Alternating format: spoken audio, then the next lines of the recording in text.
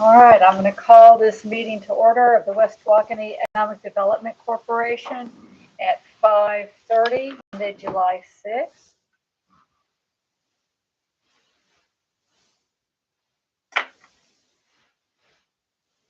All rise for the invocation.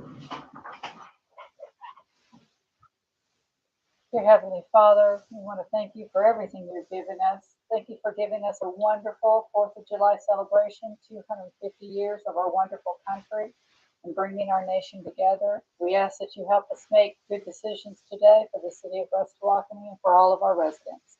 In Jesus Christ's name we pray. Amen. Amen. I pledge allegiance to the flag of the United States of America and to the republic for which it stands, one nation, under God, indivisible, with liberty and justice for all.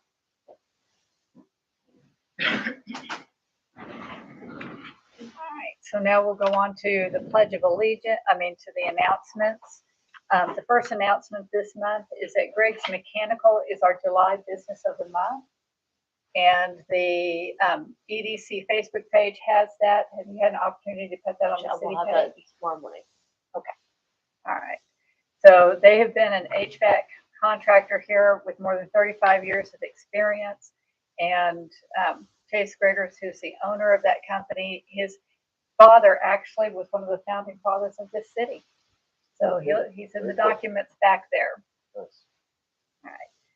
Second announcement, job employment assistance is being offered at the Tawakoni Area Public Library by the Workforce Solutions of North Texas, Central Texas on July 24th and August 28th from 10 a.m. to 12 p.m. This time the focus is going to be to help job seekers in streamlining their resumes to improve business responses and in working on their interviewing skills. Now we'll have any additional announcements from directors. I wanted to announce Pam as our new secretary. Thank you so much for being here for us. We're looking forward to working with you for a long, long time. Do we have any other announcements? No? All right. So we'll go on to citizens input, and there's no one here today, so there's none for that. All right, so let's look at the consent agenda. Items A through D, approval of the EDC minutes for June 2026, for the bank statement for June 2026, and approval of bills paid and to be paid, and the profit loss statement for June 2026. So this month for the bills paid, we've of course got our attorney, $500. Casey's been reimbursed for his membership in I say TADAC, that's not right. In the Texas Workforce, no. How about his reimbursement? Yes. Texas EDC. Texas EDC. TEDC. At least I don't have you in the TPA or the APA. Right? I don't know what either one of those are. They're for psychologists. Okay. Courtney's being reimbursed $250 for 2 terms of mowing. I'm reimbursed $205.66 for the filing cabinet. Filing cabinet came in. Mary and my husband put it together. It's a locking filing cabinet. It is in the hallway, and we've got all the old records out of boxes from the back, organized them to the best of my ability, and now they're in there. And Did we make a good choice? Was it as good as it looked on paper? it is as good as it looked on Good. paper. Yes. Solid.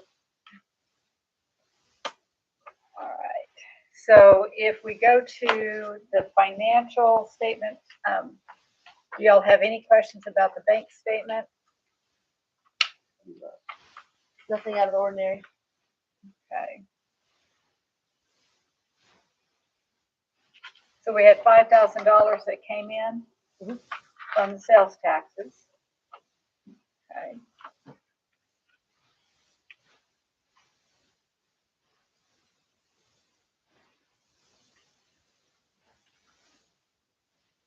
All right. So with the budget variance of 12,730, That is based off of a monthly budget, which is just how the software has it calculated, but we don't have a monthly budget, we have an annual budget. That's just that usually for city council, I manipulate the spreadsheet and taking those columns out because it creates confusion.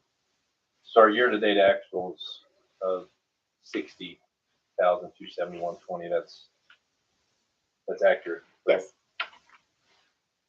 And then our annual budget, what we anticipated getting in was 90,000, Mhm. and that shuts off September, September.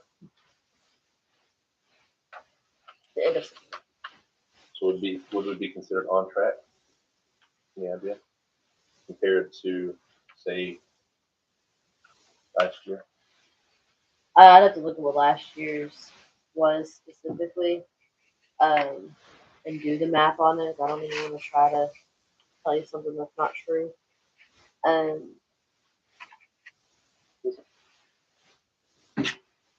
I mean, we're at 60% of the annual budget. That's Like, what it looked like month-wise, what percentage it should be. and if you go to page 2, the percent of the budget will be the annual budget of 90, so we're at 60%. Not where I would want it to be. It shuts off end of September. September. So we'll have one payment come in September. It'd be interesting to see how close we get on that. Well, I think that, This is as of June. This is the end of June. End of June. Right. so we have July and August that are coming in, so that means You have 3 more months. July, August, and September. Mhm. So that's gonna be, we hope, at least 15,000 more, maybe 20,000. But that also shows a drop Mhm. in what we expected.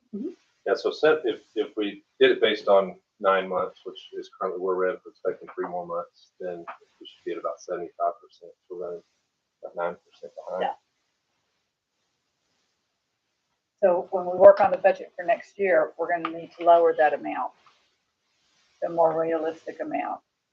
And then we can look back at kind of where we were past couple of years. Bring that out and see what that, because I did that spreadsheet, or I did that spreadsheet for you. We can look and see kind of where it was, when it picks up, when it lowers. Is there anything substantial that you can think of that happened within the city that would have caused a decrease, or did we just, when the budget was set, it may have been a little based on? We lost a restaurant that was not accounted for. We've lost about 5 businesses in the last 6 months. That hurts. Yeah.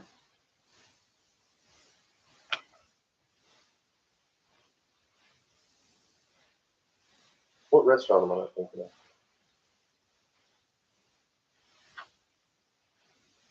Not Foxhole anymore. Heck, That got sick. Fat I was Cat, like, there you the go. building There was you go. right there in my brain. Yes, so I think everybody accounted Fat Cat's being still going, and then we lost that one. That was one of the bigger restaurants. I noticed that dipped into our mixed beverage tax that we Mhm. get as well. And we've watched that drop as well. Makes sense.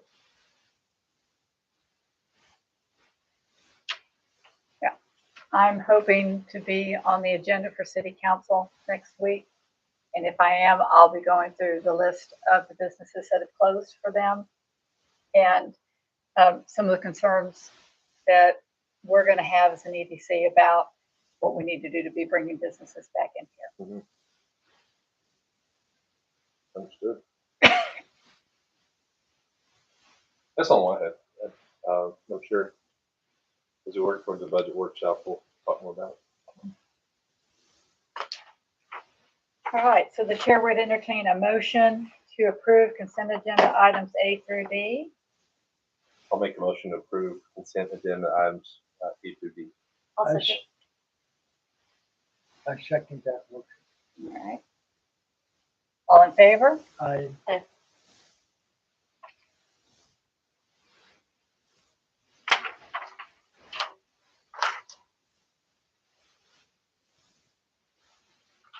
All right, so now going on to number 7, update on certificate of deposit belonging to the West Tawakoni EDC that was in the city's account that needed to be moved to our bank account and to discuss and or take action on setting up a new CD or leaving the money available for immediate use. So what happened is, we had one CD that had been set up years ago that was inside the city's bank account structure that should have been over in our bank account structure. So we had a different account number and a different tax ID number that was sitting on it. Then we had a CD that was in our account that we set up for $50,000 that renewed in May. Yes. And so that will come up again for 6 months. That automatically renewed. And I didn't get the notification, so it just automatically renewed till October. And so I've got it on my calendar now. We will catch that before October so that when it gets renewed, we find a different interest rate or we do something where we're making more. Sure. Okay. But what happened is that separate CD that was inside the city's account, it actually came up for renewal. So Mary went down. We talked to the bank. She has removed that from that CD and cashed that out. And so now we have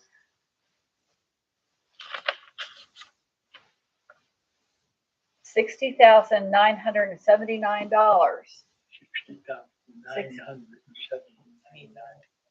And 22 cents. Don't forget the 22 cents. That will be going into our bank account. Now, we have a choice. We could put that in the bank account and immediately y'all could have me go ahead and set up another CD for this so it goes into a CD. Or we could let me just deposit it in the account and wait until we do our budget workshop to see if we want to put it in a CD or if we want to wait and have it available. I think we should wait. Depending on the timelines, new budget doesn't take place until October 1st, correct? So if you did a 3-month CD even, that's worth messing with. The interest rates are so low. But really, I think the interest rate is like 2.99. And so,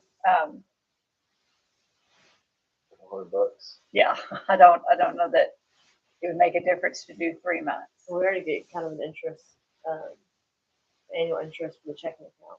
It's super low. Yeah, super low. Yeah. Penny a month. Yeah. So we have roughly 180,000 in the account. Is there anything that comes out quick, like as soon as budgets are released? Is there any? I don't remember any big We don't amounts have any major expenses. early on. We're going to have a facade grant application that comes in from the Wagon Wheel, which will probably bring us up to about $10,000 to be able to give to them if we approve. We have an AC HVAC unit that we need to talk about for the library, which will be just shy of $19,000 today that we're going to make a decision on. And we've got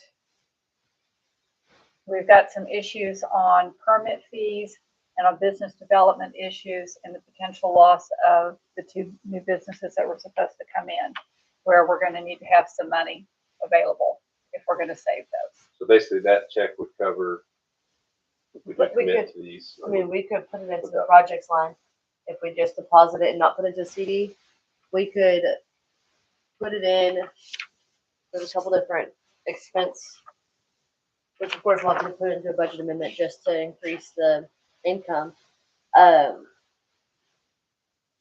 the actual line numbers on that. We just have a general project, and we have infrastructure development, and we have a general other projects line that we could put that in where it gives us some on page 7. I'm sorry. Gives us some flexibility on whether we can use it on some incoming businesses for the rest of the fiscal year, or we could just deposit it and let it sit until budgets are done. Now, right now for infrastructure development, we have $100,000 that we've allocated. We did that budget amendment, so we moved $100,000 over there for use on any infrastructure. So, do we have a separate line for grants? Grants is two lines up or one line up from there. We have 13,000 left in it. And then we have other projects at 5,900 left in it. All right, I think we're gonna probably want to put it in grants. And also under 4A, 4B, we got 25. 25,000. Okay. Can you tell me again what 4A4B projects are? Explain that. Those are what EDCs are allowed to put money towards. So 4A doesn't apply to our city. Those are larger cities like Dallas have both 4A and 4B. We're a 4B EDC structure under the city. So it's any project that allows us to use the money to help build what's going on in the city.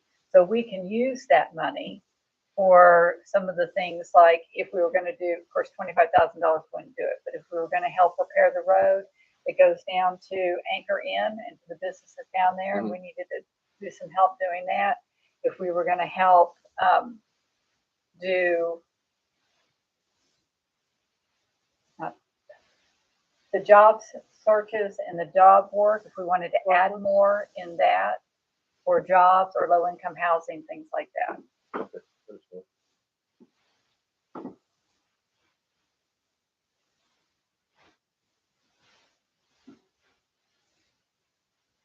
It's a short time before we do our budget workshop and understand what money we're going to commit to next year's budget. So it seems like the right move to let it sit until at least we get past that. I would agree. Okay. And then if we say, hey, we're not going to need that money for the first few months, we'll lock it up in a CD for a short term, 6 months.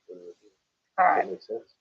So let's do that. And if we want to do a budget amendment because we need access to that money faster, then we'll do that. We'll put that on our agenda for when we do the budget workshop. Okay. All right. So the chair would entertain a motion that the money be deposited and remain in the checking account. I'll make the motion to deposit and remain in the checking account. Second the motion. All in favor? Aye. Now we're going to number 8, discuss and or take actions on contracts to assist businesses with city permit fees. In your packet, you have a page that looks like this. And it says incentive grant ideas, permit fees. So over there by your cup, Larry, Over here, this year, right behind your cup. all right. Oh, this year. Yes.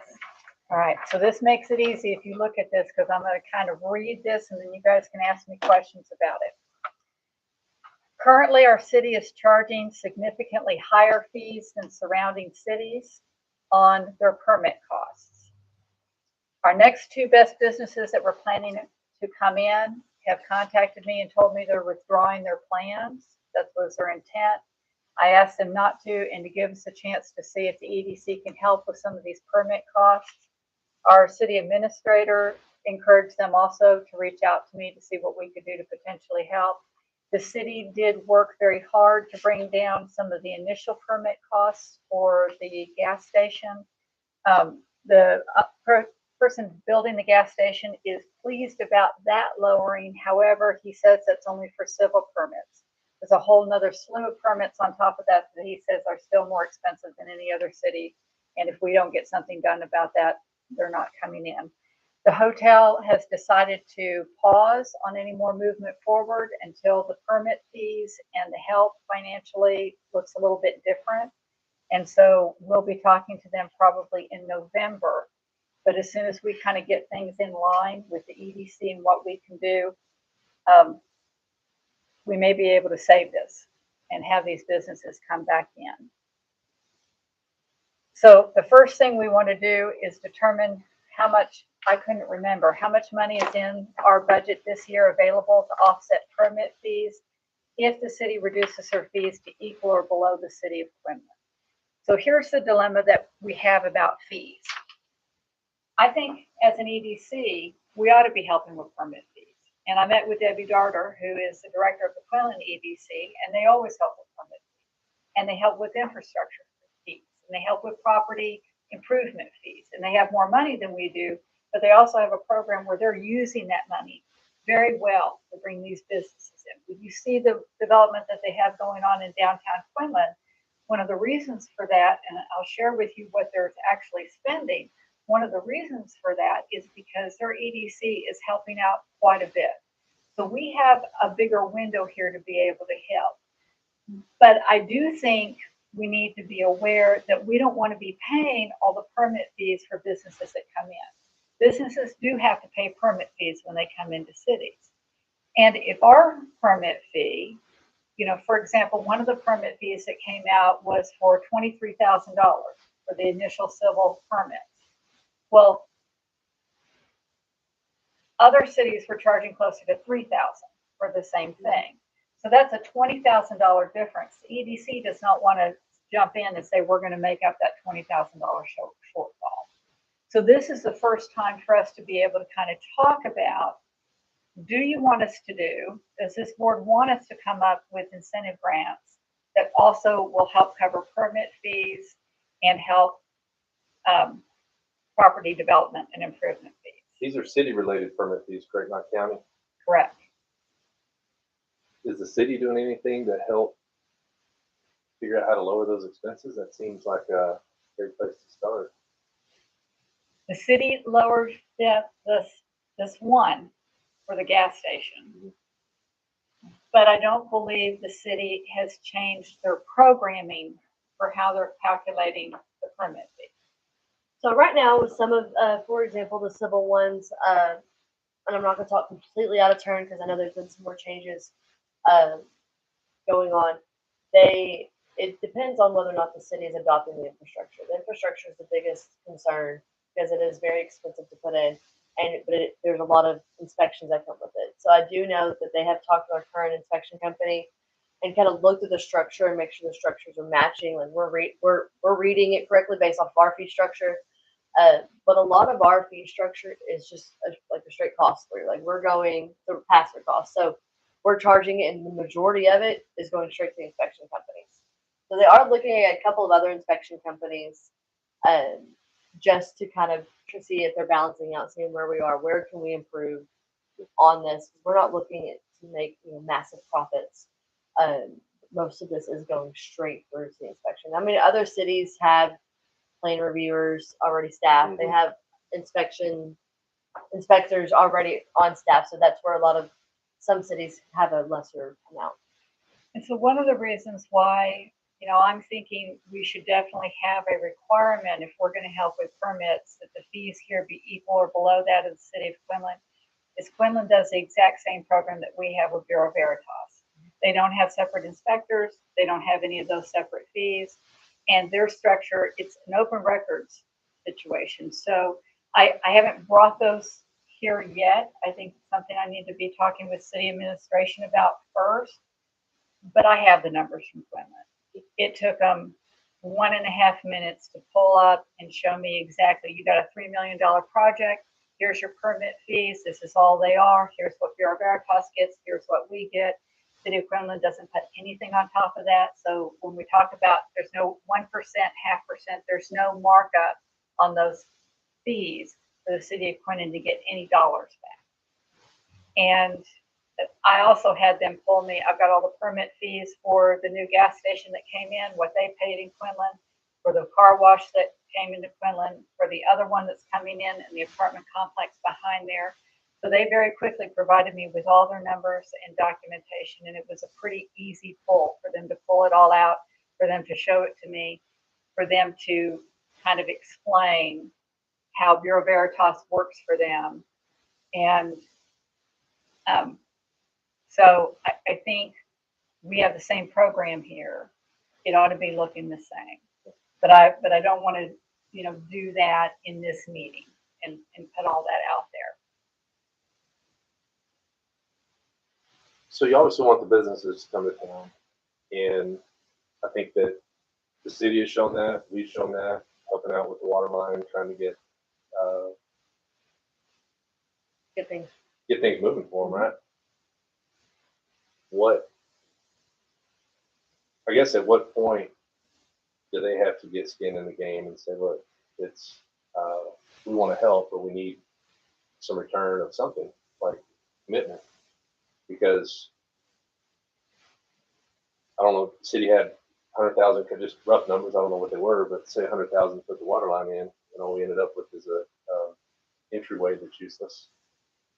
Now we're going back for permit fees. Okay, we keep anteing up. What's next? You know, the pad now, and then come back. So it's with every commitment, money wise, there needs to be a commitment to get something done, other than just creating another eyesore for the city. Well, that's where, I'm hoping I can be on the agenda for the next city council, because I can present that and I can talk to them, and that'll give them kind of our perspective of, some ideas about what they can do about this. I also want to have the opportunity to let them know in person that we've had 2 businesses out here who have come to me for facade grants and withdrew the request for the facade grants over the clause in our grant program that said they had to do the permits with the city and be up to date on the permit. And both of those business owners said very clearly to me that they're not doing that and that they're having some issues regarding permits. So even with the last one, he already has his business operating, and he wanted to do a parking lot in the front and kind of make it clear, because when you go by, you don't know it's a business there. He was going to actually dress up the front, make it clear that it was a business. And then when he saw that on the application, he was like, no, it doesn't matter. No one has to know that I have a business at this address. And I told him, I said, look, it could be we're able as an EDC to alter, to accept and give you a grant, even if you didn't do that, because our grant program says very clearly that we have the power to change whatever. I want people to come to us with those grants, even if they feel like they're having difficulty with the city.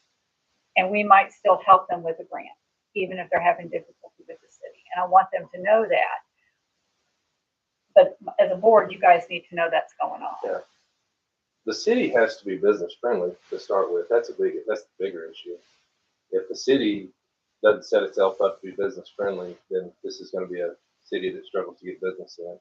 We can do all the handouts that we want, but if the city ends up being the checkpoint there that gets real difficult to work within, we'll never get great businesses in town, and the ones that are here won't want to put the money into making the place look great. So it's a deeper issue than just this, but it's something that's out of our control too. So to an extent, besides stating our case for the city. So I think that from what we've talked about, it sounds like we do want to have some kind of program where we can assist with the permit fees. Is that, because I need to draw that up. I need to get that drawn up. I think having something available to kind of offset some of the major expenses, I would be okay. I would be agree with, but like he's saying, they need to be able to have some skin in the game. But I mean, I think there's a balance that we can find. Which I guess once you pull permits, there's some kind of expiration. I'm not as familiar with Yeah. commercial permits. I know residential expire. So if they're pulling the permit, there's some kind of intent there. Yeah. They're just going to be sitting on a permit. And Mm-hmm. Do you know what it is for commercial? It's a year. It could be. I could be wrong, but I want to think it's a year. I'm all down for helping them get in. I like the idea of helping with permit fees. Is there any, like for the facade grant, we have performance agreement. Mm-hmm. Would it make sense to do some kind of performance agreement, or? Mm-hmm. I think so. I know that when Mayor Burkett contacted me and was talking to me about helping some of these businesses with the permit fees, he said, that he thought it would be important for us to consider, having some time frames and some timelines, so that if you have a business that comes in and says, they pull these permit fees and the EDC gives them, say the EDC gives them $5,000 toward these to help offset these permit fees, and then they just let them expire because the business didn't plan well enough to have it going. Then the business never got built. We're out $5,000, and they weren't held accountable for doing any of that. So I do think, we've got to hold the businesses accountable to make sure. Because some people will come in with really great intentions and they really intend to do it, and it's totally 100% legit intended, but they didn't consider all the other things that went into it. And so then they find themselves with expired permits because they weren't able to get it together Sure. from the business side. So each one of those contracts, I think, would need to be an independent kind of contract that we draw up using Lee, the attorney, to draw up and, to help depending on what it is that business wants to do. I agree. All right. Then on this one, I think the chair would entertain a motion that we are going to come up with some kind of plan to help with permit fees. I'll make a motion to come up with a plan to draft a permit fee All right. reimbursement program. And I'll second it. All in favor? Aye. All right, so we'll move on past 4-0. So we'll move on now to number 9. This is going to be the next sheet, Larry, right behind that, which actually goes in the same category, but I felt like it needed to be a whole separate item on here. Incentive grant ideas for infrastructure, water, sewer, and other infrastructure payments. So currently our city is, I'm being told, reportedly reluctant to provide infrastructure needs for new businesses such as water sewer lines. It is discussing passing on the cost of that to any new business that seeks to build in the city. Passing on these costs to new businesses will most likely result in new businesses deciding to locate their businesses elsewhere. Quinlan EDC provides infrastructure such as water taps, sewer taps, alleys, paving of sidewalks that directly helps with the businesses coming in. It also provides what they call incentive grants, and they're termed downtown improvement grants. That includes both infrastructure work and property enhancement.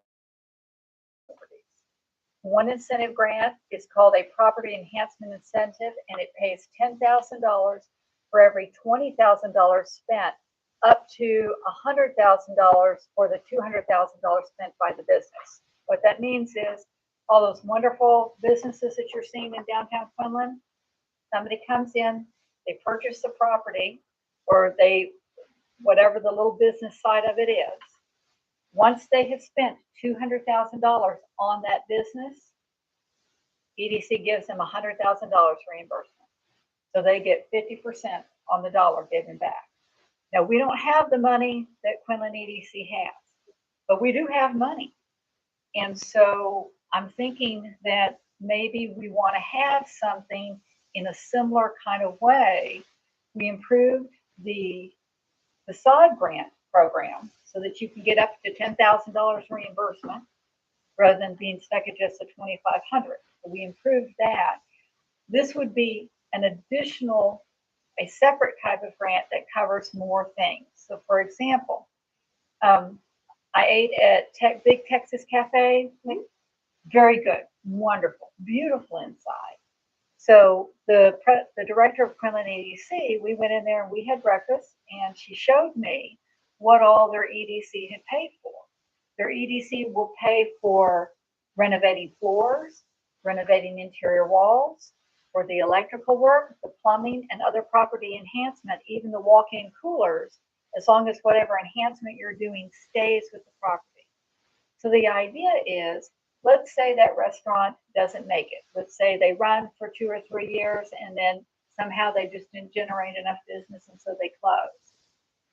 The building and the business setting itself, the property, is enhanced. So it's easy for somebody else to come in and buy it. It's easy for another restaurant to step in and to take it over. And a lot of times I always go, I don't want to mention the business here, but I'm going to mention the business because I think it's a great example. We have wonderful people here in this city that own Fat Cats and that own Gilligan's. And both the people who bought those 2 buildings fully intended, I don't know at this point, but to renovate it and get them up and running and going. But when you talk about the amount of electrical work that has to go in and the repairs that need to be done, there's a fire at Fat Cat, so you've got some repairs to walls and to the equipment in there. The roof, there's a lot that goes into having to repair those businesses to get them back up. So if those owners, or if they sell it to somebody else, want to come in and want to improve that, then the question that I have for this board is, do we want to have something similar to what Quinlan EDC has? Will we help them do that? And we get that building, those buildings back up, running, ready to go. So that even if they open the business and it doesn't last forever, it's a fully beautiful renovated building that they can then turn around and sell. So my question would be, it sounds like this is more developed for possibly a tenant, or it could be an owner, occupier of a building, but this could very well be just for a tenant, because like downtown Quinlan, most of those buildings are owned by one or two companies or people. But like Texas Cafe most likely made the investment to renovate the inside to get ready for their particular business, right? They're just a tenant of that building. They do both. And what their EDC, the EDC in Quinlan works very closely with the city. So when they've got a building on that downtown area that is dilapidated, in disrepair, and needs to be condemned, they work with the city gets it condemned, they do everything they can to try and get it to where it's then on the market. They then help anyone who's interested. They verify the business coming in that's interested in purchasing the building. And in some cases, the EDC purchases the building and then they resell it. They sell it to someone. So their EDC does not own property like we own the building in front of the park at 1300. That's an EDC owned building.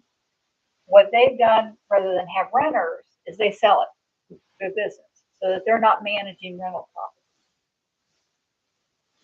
So let's use Texas Cafe as an example. The city, if that building was dilapidated, the city, one grant would be getting it usable. At that point, it may not be rented at that point, but it's a usable piece of real estate within the city. That would be like our facade grant, but to get it up and going, like floor replace, that kind of stuff. And then the restaurant would get the secondary grant that builds out the inside kitchen and everything else. The way Debbie explained it to me, the owners of the restaurants are the one who got the grant. So they are the owners of that, and they got the grant. Building and all, and they got the grant to refurbish it and get everything put in there. Let's use like Margie's Grocery down here, for example. If there was one owner that owned that strip and they said, hey, this thing is not rentable, electrical's out of date, windows need to be replaced, whatever it is, would there be a grant that got that space in repair, rentable, that a landlord could apply for here? But at that point, he has no businesses, but now that space is rentable for businesses. So say a small restaurant came in, they came back for another grant to finish out the interior to get ready for the restaurant space. Is that how it would, my understanding? It's two different like deals. a two-phase kind of situation. Right, one would be more like a landlord situation, a business owner, a building owner. The second would be once somebody dedicates to rent that space and they're trying to renovate it for whatever their little business is, that would be whatever suits their business. Right. I mean, that makes sense. Because there's a lot of expense goes into like a restaurant.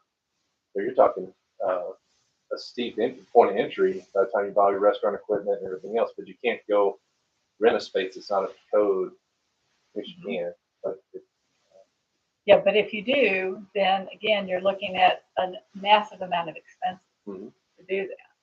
So I think if we want to do something like this, I don't think we're limited on either one of those. I think we can do the property owner, or we could do if the person is coming in to rent from the property owner and help them. So for More of example, a general brand, kind of take it it's half case by case. Yeah, like half our real estate here is not rentable right now. It's Yeah. in this, It needs to repair. get up to it's like, let's get it rentable. rentable, Yeah. and then try to get tenants in it. Especially areas that have multiple, like you're not gonna have one tenant come in and buy a whole strip. They want one little piece of it. But yeah, I think it's a great idea, especially with businesses leaving and buildings in disrepair. Maybe it's an incentive for people to come in and start buying the real estate, or people that own it start fixing it, getting it ready, get it rentable. Yeah. all right. So I will reach out, get copies of some of this grant material, and Chair would entertain a motion that we go ahead and put together and start developing a program to do that. Can I ask one more question? Yeah. And then I won't remember what you said. That's that. But would it fall under on the budget? Would it fall under the? This one would fall under the infrastructure, Which That- currently has $100,000. Now we could create something else if we wanted to have I had thought about this a while back. So each fund has its own title. So we've got the administration, marketing and promotion, part non-departmental. We could do a category, call it grants, and have different grants in there if we want to do that, or if we want to leave it all under grants or all under infrastructure. That's going to be kind of a decision for the board itself. If we break it down into individual grants, you have to put a budget for each one. right? Exactly, and that makes it kind of sticky if you have to move and pull. Whereas if we leave it as infrastructure development, then we've got a large pot to make those Lot of independent flexibility. decisions, lots of flexibility. Absolutely. So- Or put it all under grants, and it's even bigger pot to do it out of. I think it's a great idea. All right. So we're to entertain a motion that you want me to put something together and bring that to you guys. I'll make a motion I'll second to, it. yeah, create financial incentives for new business development. Okay. All in favor? I, All right. Who's seconding this? I'll second it. Casey, I was Casey. like, I don't remember. There's two more choices. That's all I got. So, I know we already kind of closed the case on that one. It's great. How do you market grants? Solid question. Well, right now, the marketing for the current grants that we have, the facade grant, parking lot grant, and that there's general grants that can come through, are supposed to be marketed by the city. So Shannon, who registers all new businesses and everybody who comes in here who wants to start a business, has those grant applications in her office, and has been asked, my prayer is that she's offering that to every single business that comes in. Now, what's happened with the wagon wheel, fortunately, somebody, communicated that to them. So Mike from the wagon wheel stopped by up here today, and there was a sticky note when I called in to see if the city hall was open and to get ready for tonight. Somebody did a sticky note that he wanted to talk to somebody from EDC for grants. So right now, that's kind of how it's been happening. As soon as I hear somebody wants a grant, I immediately get the application, I contact them, I drop them off my card. So I stopped by Wagon Wheel today, made sure that they got it. Very good. So it's got to be kind of a combination of the city and those of us, any of us who hear.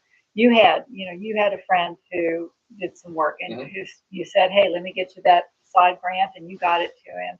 So anyone here can absolutely have a copy of that and give that out. And if there's anybody in the community who's watching out on YouTube, if somebody has a business, if they want to have some help from us, we're here. Tell them, come to us, see what grants that we have. I think that's the bigger question. So we have businesses that are within our community that word's getting out, which is great. But how about the businesses that are not in the community that don't know there's help here, don't know how EDC works? Like, how could you touch those people and say, hey, if you have a business you want to bring to town, we have some great programs to help with that. Like, that's a tougher reach. So what a lot of EDCs do, and what the city used to do in conjunction with the EDC, if we go back 10 years ago, is they would go to places like boat shows. So there would be a boat show in Dallas, and they would go and set up a booth, a table, and they would have information about the city to try and entice people to come here. There was a large business fair in the Frisco area when they were, back again about 15 years ago, where they were starting to really build the businesses there. West Tawakoni sent some representatives up there to do that. Most of the time, businesses that are looking for land use and they're looking for where they want to be, find the land and then they purchase a property. And sometimes when they purchase a property out here, or before they purchase, they come into City Hall, they talk with people here, they get some information. Sometimes they just purchase a property with the plan that they're going to use it at some point, and then sometimes that doesn't work out. Box Industries is a good example. So the people who own Box Industries, I believe they're out of Richardson, and it's a large, I'm going to call it computer, they use lots of electricity. Computer telemarketing, data center kind of thing, but it's on the small scale, not like these AI data It's like centers. manufacturing plant. And so they bought some property down here on the south side of 276. They talked with the EDC. They looked to see what kind of grants might be available. We put back in the grant program. I don't think there was a grant program at that time, other than individually for each one. And then they discovered that in order to have that business move from Richardson to here, they were going to have a electrical substation built, and that the cost of that was prohibitive. So now my understanding is that they may have decided that they're not going to move that business out here, but instead they're going to repurpose that land. And are they going to build residential houses? That's the direction they're going now? Possibly, I'm not 100% sure on that one. So people will buy the land, and then sometimes they alter what they're going to do with it depending on, whether or not it's feasible for them to do what it was they were considering.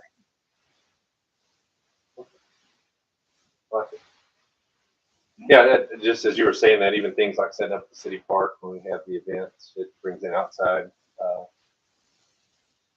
business owners or future business owners. They're able to see. All right, so let's move on to number 10, discuss and or take action. This is a little longer written, so I'm going to read it because I wanted it to be real clear what we were discussing for the public and the city. Discuss and or take action on the proposal to trade the property owned by the West Tawakoni EDC located at 1300 East State Highway 276 West Tawakoni with the entire undeveloped property owned by the city in front of the Deer Run Golf Course that we looked at last month, as well as discuss and or take action to move forward with renting out the building owned by the EDC at this location for a period of 1 to 2 years, unless the city council makes the decision to authorize the trade of properties by August 15th, 2026. All right, so you could probably tell in the wording of that agenda item that I have a little bit of frustration that we are sitting on this building now going on a year. This property was owned by the EDC and purchased before I came on as president. Money had already been spent to try and replace the roofing and get it partially improved. Then we budgeted more money. We got it completely renovated. We've got electricity in there, and we're paying electricity each month. We got the roofing all done. We've got the insulation in. We've got the outside cleaned up. It is all up to code. It is past inspection, and it is ready for use. And we're still sitting on it. What happened to the guy that was gonna take it, rent it?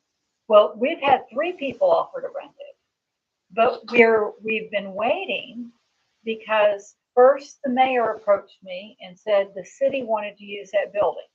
But wait, don't rent it out because the city wants to do that building. Maybe the city will rent it. So we had a meeting. I want to say this was maybe February-ish. And we said, okay, we'll kind of wait. Let the city see what they want to do. So then March comes. So then April comes. Now they're talking about, yes, they definitely want to use that property. So we're still not renting it out.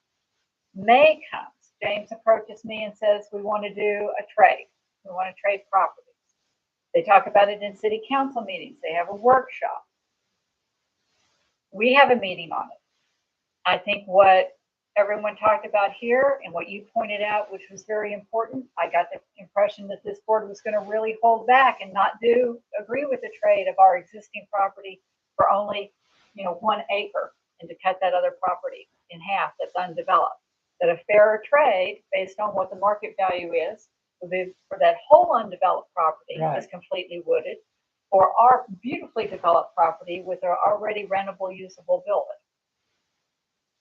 I thought you guys made a really good point. I could tell that's how the direction that vote's going to go here.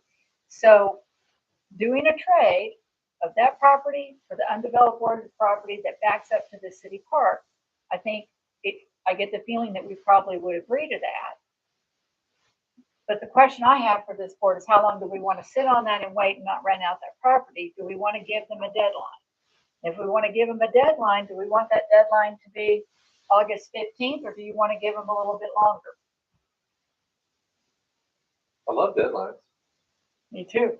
I think we should give them the August 15th deadline and I guess the question is, do we know what the holdup is in making the decision? Is there some major milestone moment that has to happen to put a thumbs up on it?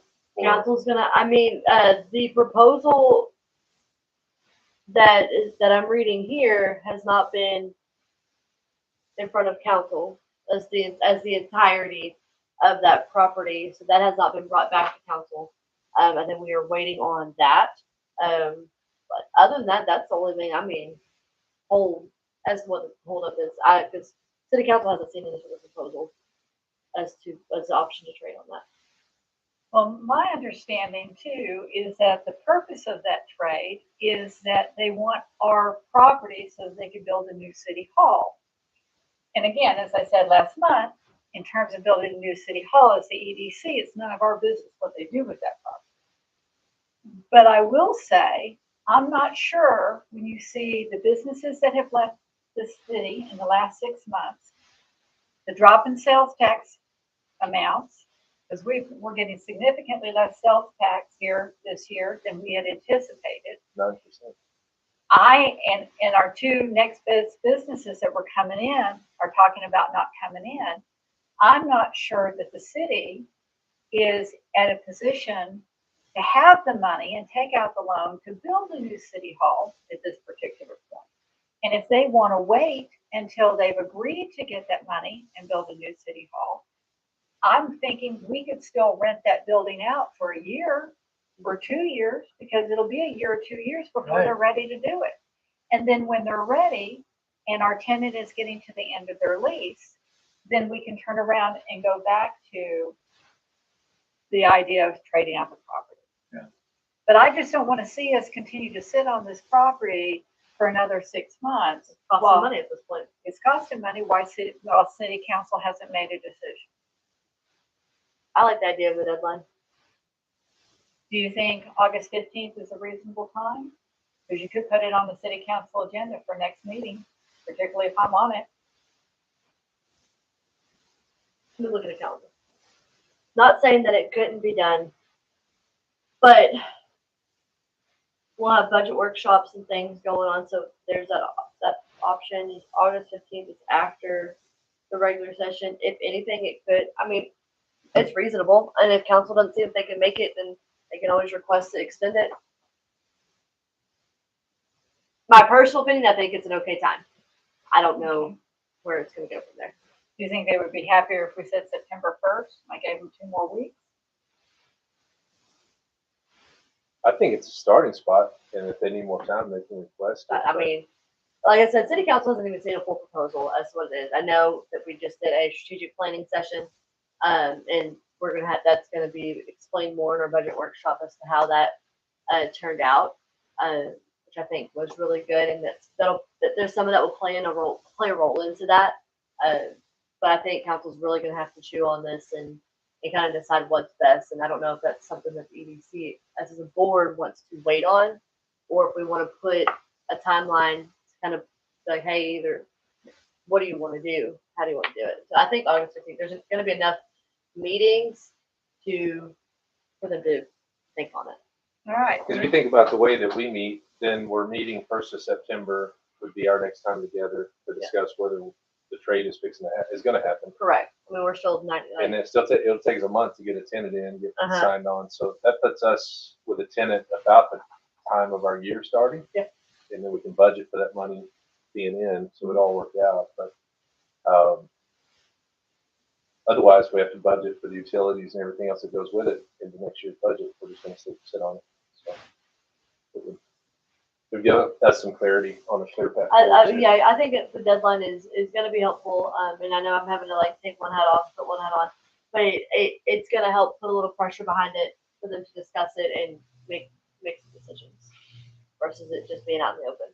But two, a September 1st deadline doesn't speed anything up for us because we're not together again until the first of this Monday of September. So August 15th or September 1st is going to have the same result in this room. Because August 15th is going to be after the regular session for city council. So that's giving them 2 regular sessions to have it on an agenda, plus the extra budget workshops that we're going to have. Okay. Yeah, because they would have to budget in for it too if they decide they're going to do that. Or not budget in for it and let us move on and rent it out. So what date is our September meeting fall September is gonna fall on the 7th.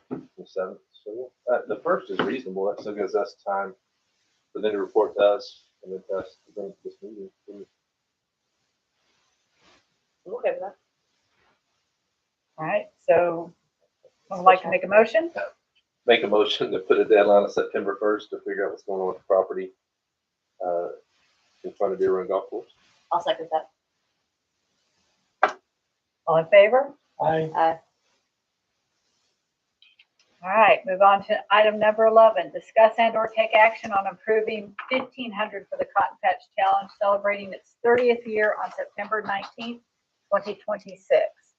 So remember last month when I brought this to you, I hadn't heard back from them, the date and confirming. I have heard back the date and confirming, and I put this in your packet. So it will be September 19th to celebrate their 30th year, and the sponsorship level that is available for us, believe it or not, we didn't get the 5,000 one, it's taken. The $2,500 one is taken, but we still can get a 1,500 big wheel sponsorship, just like we had last year, where we get a banner on Joe Ramsey for 1 month before the event. And I will tell you, I took pictures of that, put it on our Facebook page. It was very nice to see the City of West Tawakoni EDC banner up there in Greenville. So my first question on that is, we only put 1,000 in the budget for that. Now we could still, under marketing promotion, make some changes if we need to. We still have marketing promotions other, we ever have over $1,000 in it. Let me pull this up. I think we had the contact actually listed as a separate budget item. Yes, it is. It's gonna be on page 5, third line down, 5280. Only got 1,000 in there, which That must have been one that thing kicked back, because last year we spent 1,500. So we'll definitely want to amend that for next year to make Right. sure it gets in there correctly. I So, made it for this year, so we'll probably need to put that on our next agenda. so we'll use out of marketing promotion where we have 2,000. Yep, the other. We have 1,100 left in that one. Go to the far right side. Okay. So we could still do that. We can do an amendment to move 500 from marketing promotion up to Cotton Patch. Can we do it on this agenda item? I have to do it in the next one. Let's go on the next one. Okay. Doesn't mean we can't approve this. We just have to make the amendment match what we're spending, not before we spend it. Okay.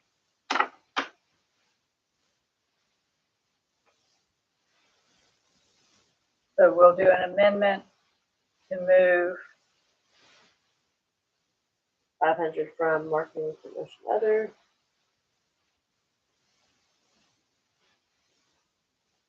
To Cotton Patch. All right, but we can still approve the 1,500 for the Cotton Patch Challenge. Yes. Now, and I'll have the amendment on the next agenda item. So Chair would entertain a motion to approve 1,500 to the Cotton Patch Challenge. What's the difference between the 1,000 and the 1,500? Just We get the website, we get to have the booth and marketing materials. Our business gets mentioned on the radio. Our business is mentioned by the prominent MC, placement. and we get a logo on the back of t-shirts. Okay, so like when you were asking, how do we let people know that we're here and bring in businesses? This is one of the ways that we do that. And one of the things that happened last year when we did it is I set up at the booth at the chamber. I had 2 people who were talking about bringing businesses in and sat down and talked with me and took brochures and information on the city. And I had 2 people who wanted to know homes to buy and places that we're building. So I was able to show them the new homes that were going on down there and some of the smaller homes in Indianapolis.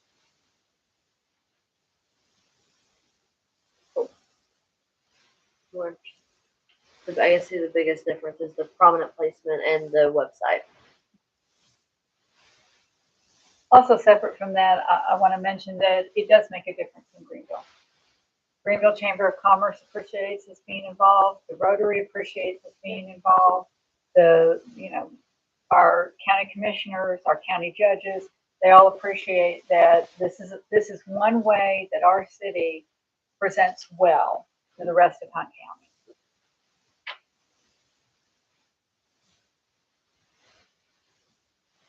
You good with it, Mayor? Yeah. I'll make a motion to approve the 1,500 for the cotton tax challenge after the $500 budget amendment. I'll second that. All in favor? Aye. All right.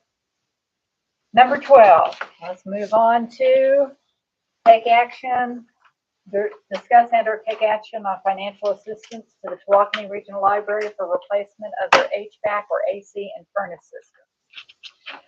All right, so in your application here today, we have a loan or grant request from the Tawakoni Area Library.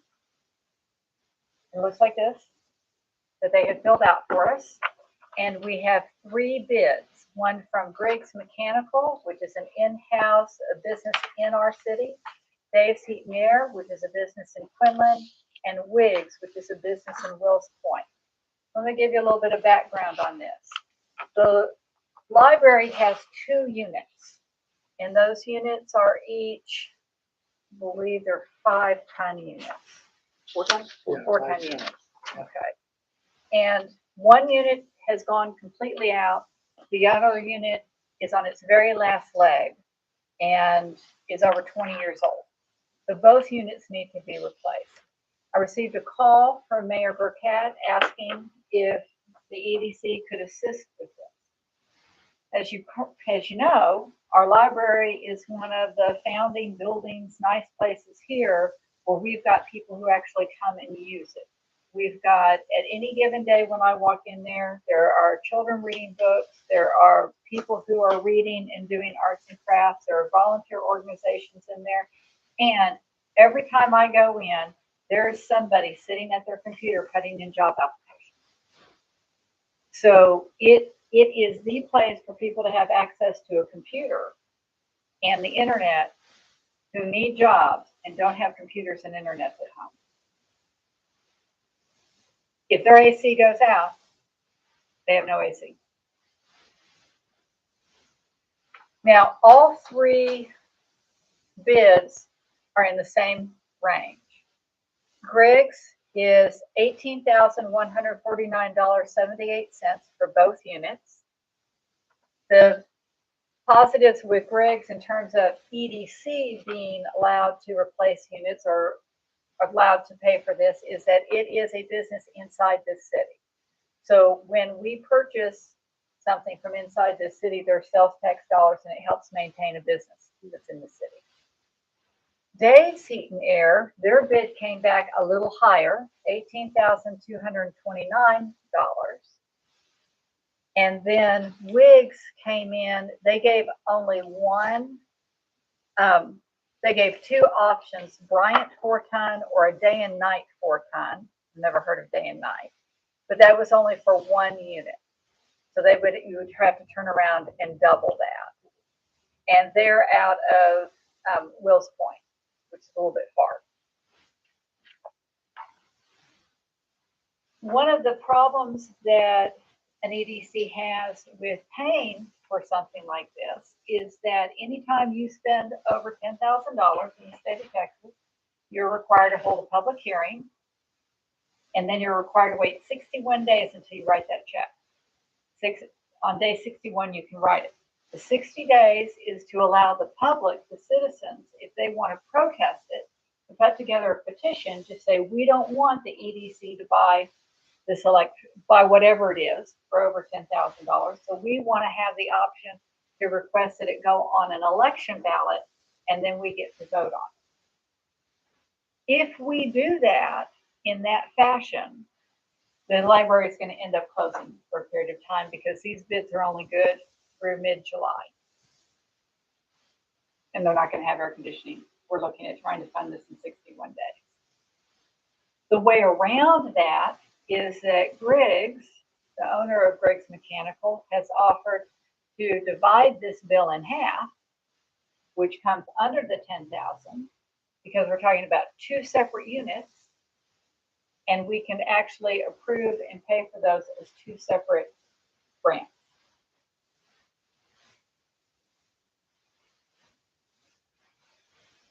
That gets us under the 10,000. And we pay them from two separate invoices. What's the 33,000 for in the application? Well, it looks like Harriet padded it. Okay, I was waiting on maybe that an explanation on that, because 18 to 33 is a whole different, unless she's thinking that's one unit and she was doubling it herself. I don't know. Maybe, but That's my only question. they're not getting 33,000. My question, I guess, would be to avoid a loophole, which it seems like is what the split would be. They have one unit completely out, correct? And one on its last leg. So would it not make more sense to replace the ones completely out and do a separate application for the one that's on its last leg? We could do that. What my understanding from Chase is that the price, there'll be a little bit of a price differential. Remobilize. And Yeah, that, because he can get it for this discounted price, this is a discount, and he can get it because he's getting two units at the same time and putting both units in at the same time. So his man hour, his labor, and all of that, it kind of happens all at the same time. Whereas if he has to do it separately, the next That makes sense. the next one would be higher. I wonder how much higher though. Just sort of think as far as, you know, the loophole. It seems like Well, we're still approving one large amount, just breaking up payments, and I don't know Well, that that's. Knowing him, he also, when we talked, he said it would be okay because he knows the city is good for it. To approve it, to approve one now, and then to approve the next one in a month. And he would still, in good faith, go ahead and install them both, knowing that we were going to do it. Or what happens when you work with the person down the street. Yeah. That seems to me like the right way to do it. Replace the one that's completely dead. Prove that piece of it, and then put the second one on a separate. Does that sound good? Yeah, I think having two different approvals kind of keeps it clean. Because the one that's dead, if one's in limp mode and still getting some air, the one that's dead, It'll replacing it save that keep one them- element a little bit keep longer. them in business from having to shut down the library, which is the main goal. Resubmit for the second one that needs it. That doesn't. The dead one has to be. Got to get done. The secondary one is needed, but maybe Can wait a they month. can live a month and keep us keep us out of the gray area. I don't like Keep it gray black area. and white. Yeah, I like keeping it black and white. That sounds good. So, and again, you know, Griggs is local, willing to do that for us, and is less than Dave. Yeah, both are great companies. Yeah. They're both great companies. I like the idea of keeping the money in the music. But that extra $1,000 is nice. All right. So Chair would entertain a motion to approve one unit from Griggs Mechanical at this time for $9,074.39. Does he have the That's on the- split? Yeah, that's on the second. Okay, that's what I was part about of to ask. Okay. This one here, the 9074. Gotcha. I'll make a motion to approve the $9,074.39 to replace the dead AC unit at the library I'll second that. With Griggs. with Briggs. Yeah. All in favor? I, All right.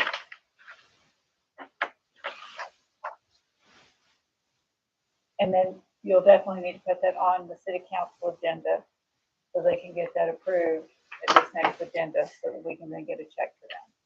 You send me an email of how you want me to word it. You want me to We'll do that. do that? And would you remind me if I don't? Send me a reminder right now. Oh, Really, me reminding you will also remind me.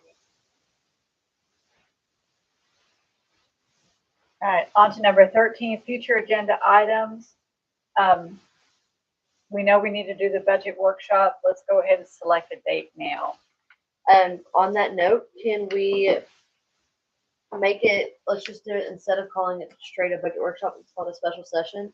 That way we can go ahead and do that amendment on that same special session. Okay, So the cotton patch is taken care of. sounds good. That's just basically wording of the agenda. Okay, Because typically with workshops, you can't really take any action. But if you have a special session, you have a separate line item. you can work on the budget and you can work on it. Correct. All Make right, two different agenda items. all right. So what, tell us again the dates that you're in town, Casey?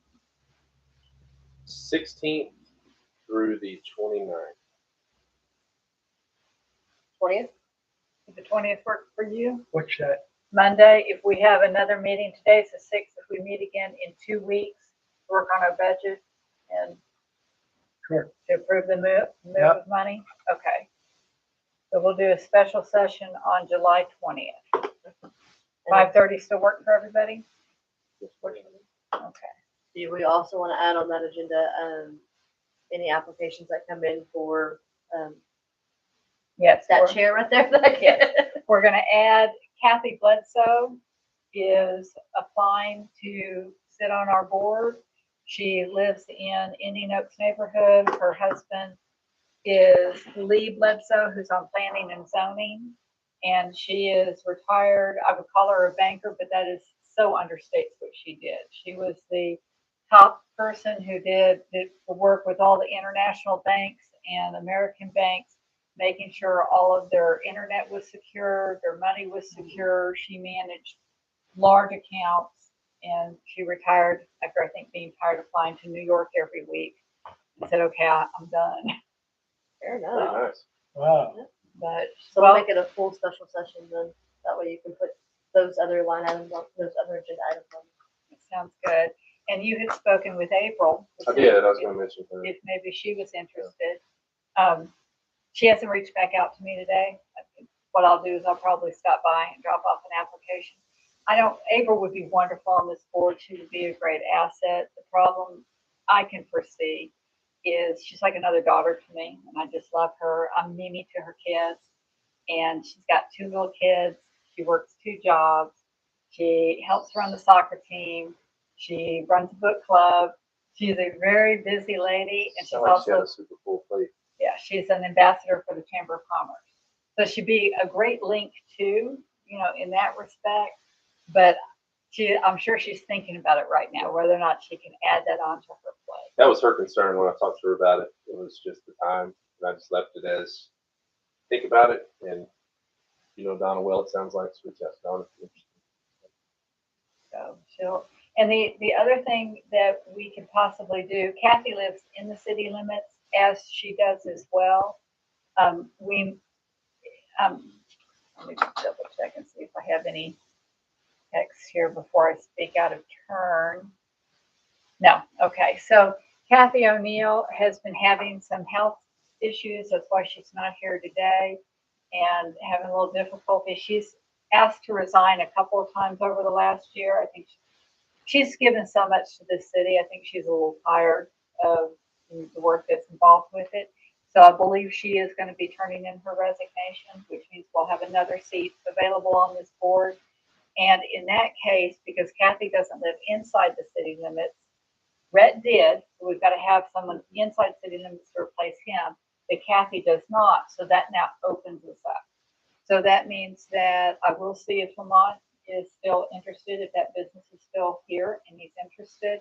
And then the other person I thought I might approach is Chase Kriggers. Because, he would be a great asset if he was able to give us that time.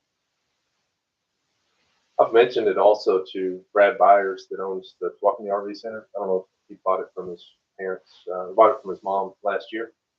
And we had breakfast, and I mentioned to him he had a little bit of interest, but at that time I told him it would have to be somebody within the city. So Talk to him, go out, That's reach out Yeah. to him again. yeah, we'll have breakfast. That would with be him. great to have him. So, but that's future, right? We're not talking about current. We're talking about probably in a month, so he can go ahead and fill That's how out I'm that. not here. Yeah, because she would have to submit her resignation, and then we have to vote and accept it, and then that opens the seat. Yeah, I'll let So, him know. we're looking at a month, but you could certainly still have him fill out that application.